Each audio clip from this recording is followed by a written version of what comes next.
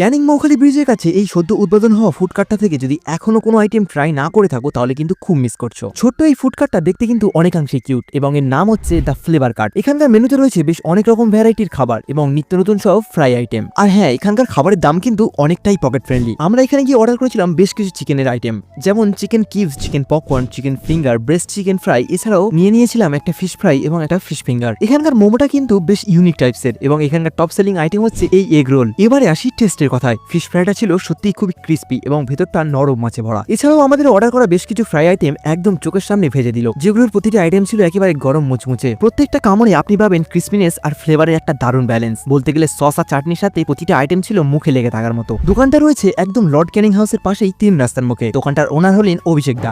টাইমিংটা কি আছে? আমাদের বিকেল 5টা থেকে আমরা রাত্রির 10:30 অবধি থাকি, আর আমাদের জোম্যাটোর ফ্যাসিলিটি আছে। এখানকার শুধু খাবার নয়, দোকানটাও দেখতে ছোট্ট কিন্তু সুন্দর সাজানো। তাহলে আর কি, যারা এই এলাকায় থাকেন বা ঘুরতে আসছেন তারা অবশ্যই দ্য ফ্লেভার কার্ট থেকে একবার ঘুরে আসতে পারেন। আমি রেকমেন্ড করবো তোমরা এখানকার এই রোলটা একবার মাস্ট ট্রাই করো। আর যদি ক্যানিং এর মধ্যে লুকিয়ে থাকা এমন সব জায়গার সন্ধান পেতে চাও তাহলে আমাকে ফলো করে রাখতে একদমই ভুলো না। So tata.